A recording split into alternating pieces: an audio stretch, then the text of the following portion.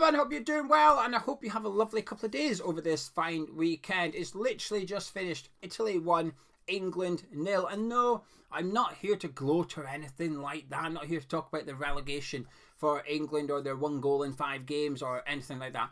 I'll do it later on in the show, not the gloating part, just discussing my thoughts on the English national team and Gareth Southgate, because I appreciate it's not for everybody. A Scotsman commenting on the English national side, and I understand why it isn't. However, I've got an opinion nonetheless, so I'll share it later on. My opinion, not the gloating. There isn't any of that. But tonight, I was on Scamacca Cam. I was hoping that he'd be leading the line for Italy, and I was not disappointed, so I sat myself down and thought, right, come on then, let's see Scamacca at his best. He's in familiar surroundings, playing with familiar players. I mean, he couldn't get more familiar. Raspadori was playing next to him, who he played with last season at Sassuolo as well. Really good partnership they had. I thought, I want to see this, because I'm not sure David Moyes knows how to get the best out of Scamacca just yet, which is absurd. You shouldn't be buying any player, but never mind spending £35 million on a player that you didn't know how you were going to use him in your plans. That should be part of the reason you go buy him, because you can see him fitting in to what you're doing or what you want to do at the club. However, from what I've seen so far at West Ham, I think he's had some good games. I think he's had some quiet games as well. But there's always sort of mitigation for the good performances, mainly because they've come in European football. And you sort of add that, well, it's against lesser opposition. Let's see him do it in the Premier League. Had a good game against Aston Villa. And like I said, he's looked good in glimpses at West Ham. But I don't think we've seen the best of him yet. And I think there's a part of me a little bit hesitant to say that David Moyes will get the best out of Scamacca. I don't know. I have to wait and see. But tonight, well, Mancini knows Scamacca inside out. Mancini's been talking about how he needs to settle into the Premier League, so on and so forth. Fine. Well, he doesn't need to settle into the Italy team, though. There's no excuses tonight. I want to see the best of Scamacca. So I sat down, quite excited, if I'm honest with you. Obviously, Gareth Rice was playing for England as well. I was hoping we would see Emerson from the start too, but never mind. So I thought, here we go. I've got 2 West Ham players to watch this evening, but Scamacca in particular was the one I was really looking forward to seeing. And that is, by the way, that is how you play a 3-5-2 formation or a 3-4-1-2, however you want to look at it. David Moyes, not the England way, obviously, the way that Italy played it. I thought they carried it out to perfection. Defensively, really solid, had that counter-attacking threat to them as well. And I thought in the first half, I thought Scamacca played good. Was he outstanding? No. But he was a solid 7 out of 10 for me. Really good header at the back post. Fantastic to win that ball. Could he have scored it? Yes. Should he have scored it? Probably not. I think it was quite a very, very tight angle. And I think he did really well to win it. But a powerful header. I mean, it was a comfortable save from Nick Pope. Made it look quite like he was scrambling, but he wasn't really. The more angles you saw, it was quite comfortable for him. But I thought it was really good play from Scamacca. Not long later, we saw his second shot of the game. It's something we've seen at West Ham before, and I don't particularly like it, although I can understand why he done it. He dropped deep inside England's half, just inside the England half this time round, got away from the centre-backs. Once again, something we saw a few times actually, picked the ball up in a nice position, turned and started driving towards that England defence. And England were on the back foot at this point. They were retreating. Other Italians had gone ahead of Scamacca, looking for the pass. And the pass was on. There was quite a few options for him actually. One in particular would have possibly played Barella in on goal for Italy, but he chose to shoot from about 25 yards. And it was a horrific decision, and it was a real poor effort as well. He just dragged it well wide, no power, nothing. It was a real tame effort, connection with the ball, all wrong. And you could see some of his teammates were a little bit frustrated with him. As soon as he took the shot on, they were waving their arms at him, saying, "What are you doing?" And you find it hard to argue with them as well. But it's something we saw against FCSB, where in the first half, he was hooked at half-time in that game. In the first half, he had about 5 efforts, a couple of really good chances. But there was that one effort from outside the box where, again, he picks it up in a completely different position. But it's a similar thing when he's driving at goal. There's some options on. He just ignores them. He just goes into this tunnel vision, which is, I'm going for goal, and that is it. It doesn't matter what's going on to the right of me or what's going on ahead of me. I'm going to shoot from distance, and just got it horribly wrong in that game as well. Now, it's not that he's not capable. We've seen goals like this from his time at from Sassuolo where he's hitting it from 25 yards and he's hitting some absolute screamers as well. So he's got it in his locker. We just didn't see it at the London Stadium a couple of weeks ago, and we certainly didn't see it tonight. So that was his 2 efforts. Like I said, the first one really good, second one really selfish. As for his all-round play, I thought it was alright. I thought it was good at times, just not involved enough. I thought I would have liked to have seen him involved a little bit more. Had David Moyes been watching that, I think he would have taken a couple of bullet points away, and there's one in particular which I'll speak about in just a second. But I don't think there's anything in there that he'd be thinking, alright, that's my number 9. He's going to start for West Ham in the next game based on what I've seen this evening.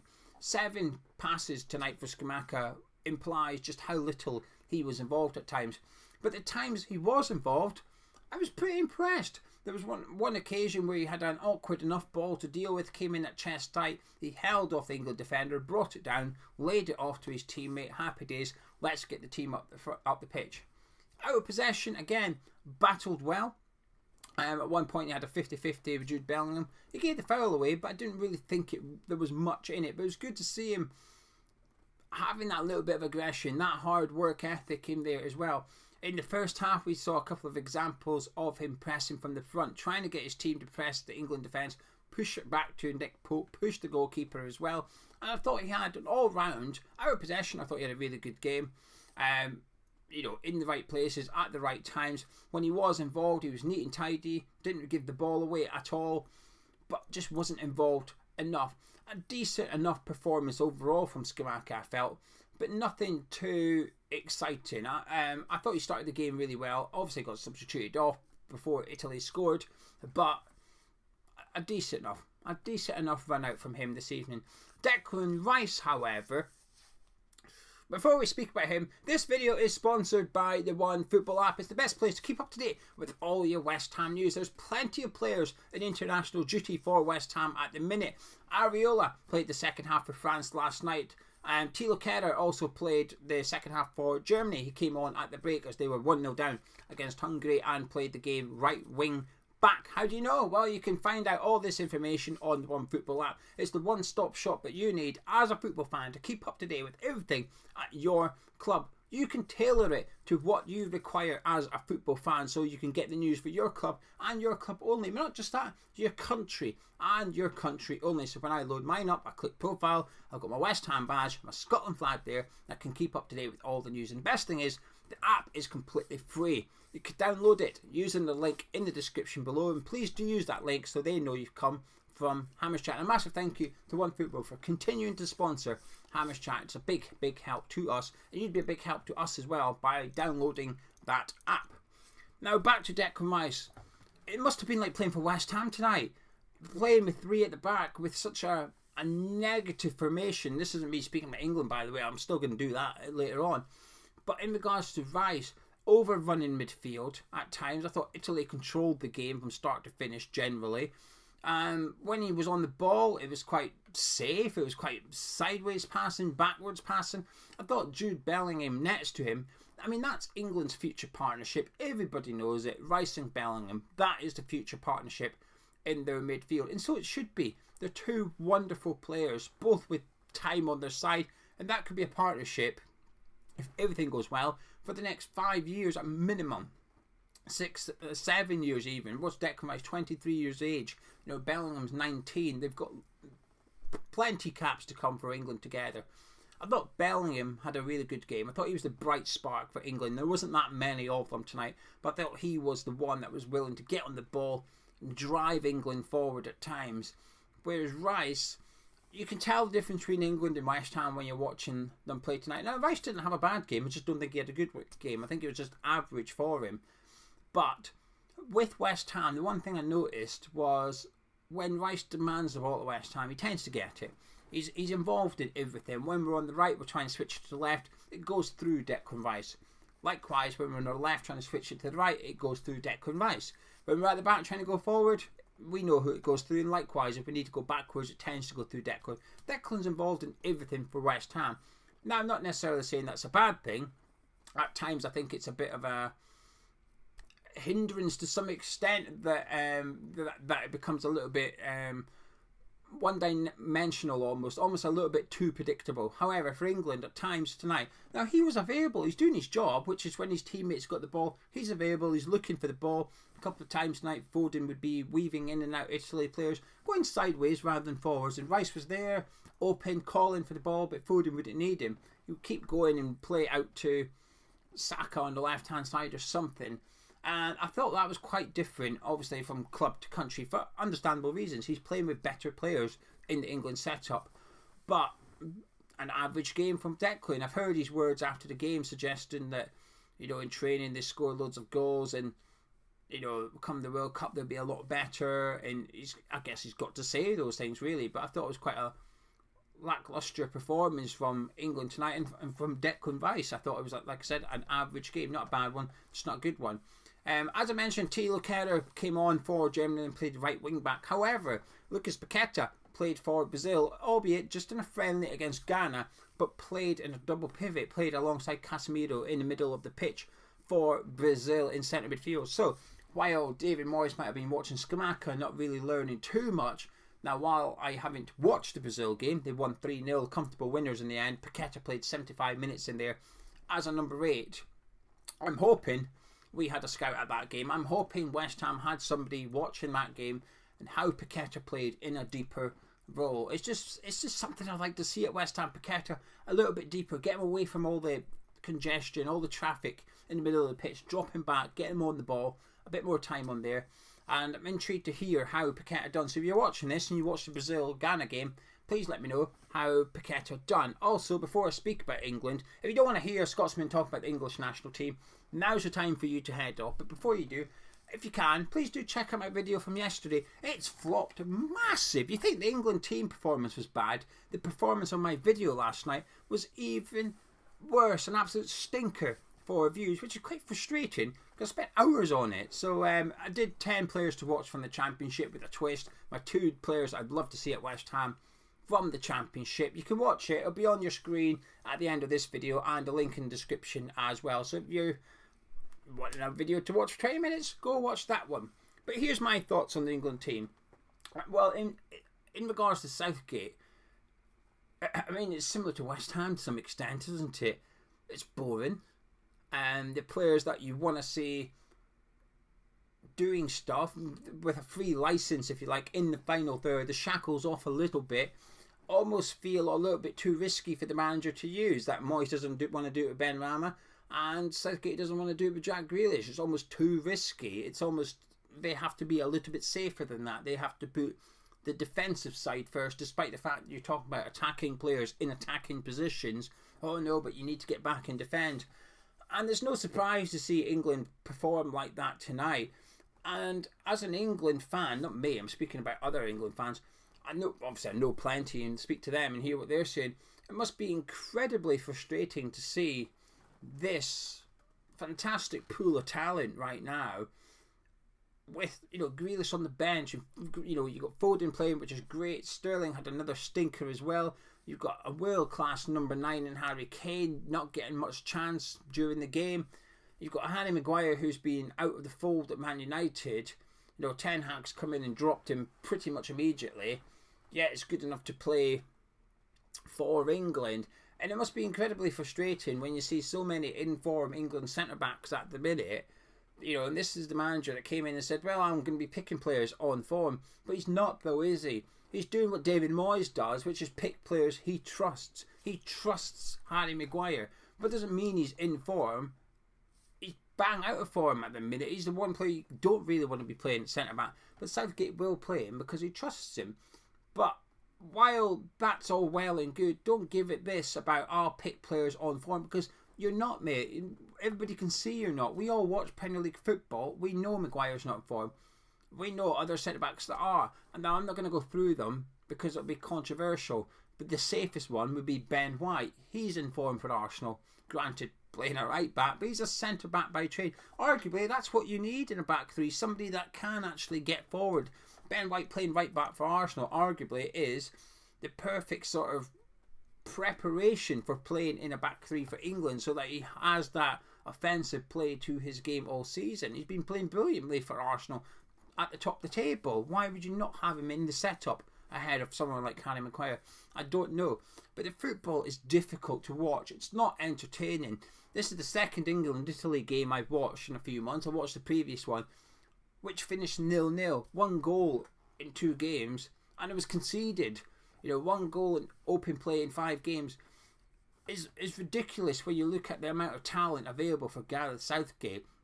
And it's a team and a manager that's heavily relied on set pieces in the past, and they've massively dried up recently.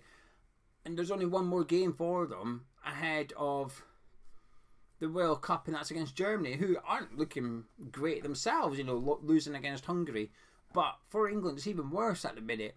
And Southgate needs, I say sacking, but he either needs a massive shake-up. Come the World Cup, we know what's going to happen. We're going to see classic Southgate. You'll get through that group stage because it's not the most difficult one in the world. It's not the easiest one either, but they should get through.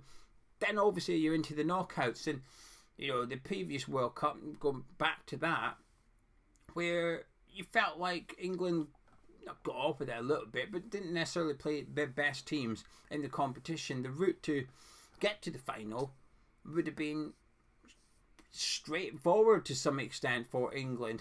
Maybe I'm over-analysing it, but everything's just boring. It's safety first. Now, if Southgate was to go on and win the World Cup, it would be justified. He'd be a hero, and rightly so. Almost, cup competitions, results are the only things that matter at the end of the day.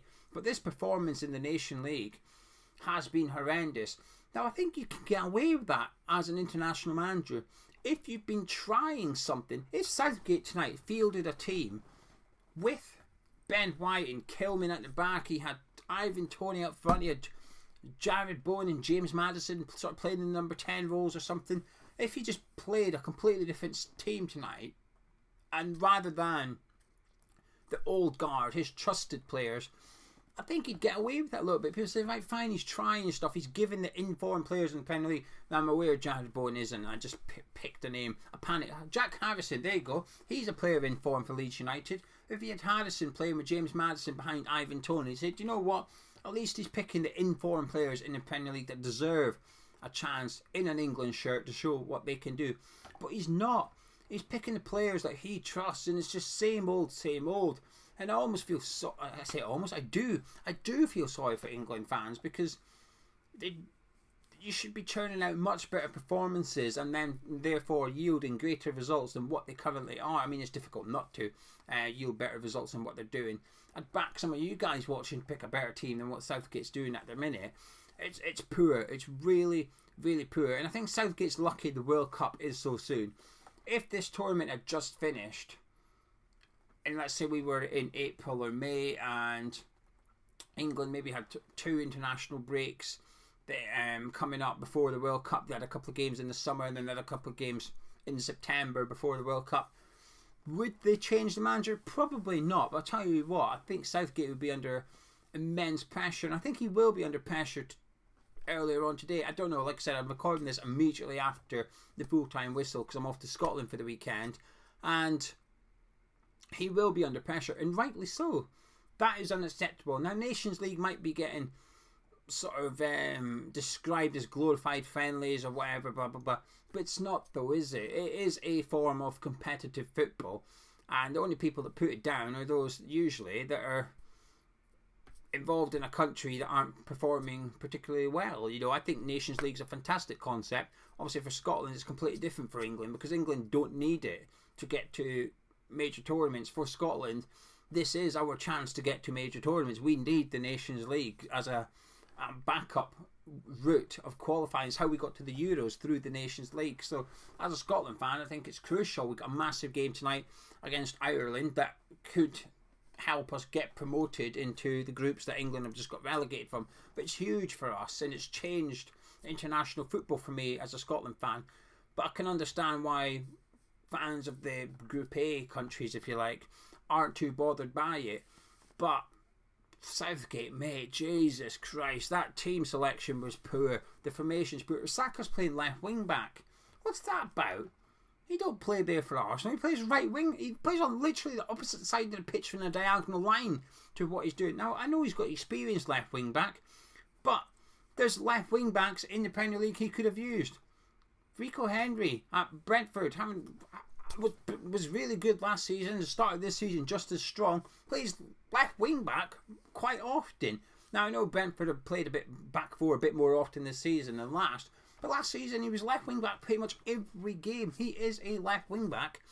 Use the left wing back in form instead of putting Saka there. The guy that you trust. It's just ridiculous. I don't even know why I'm getting that emotional. Anyway, I'm going to shut up and disappear. So if you stuck around to hear the Scotsman banging on about England, there you go. I think Southgate is massively underachieving. And he's a very fortunate boy that he's a yes man for the FA, quite frankly, because if he wasn't as fancied as he was at the FA because he was a little bit out there, if you like, he was a bit Mourinho or something, he had that little edge to him. Would they sack him? I don't know, I think they'd consider it, but because he's that waistcoat wearing yes man for the FA, he'll be fine. He's not going anywhere. He'll be here for the World Cup. But that was rubbish. Southgate is throttling what England could potentially be right now, and it's almost like a crime against football to some extent. Anyway, I'm going to shut up. I'm going to disappear. Like I said, please do check out my video yesterday if you don't mind. It'll be on your screen in just a minute. If you enjoyed this video by any chance, drop a like on it, subscribe to the channel, and I'll catch you tomorrow.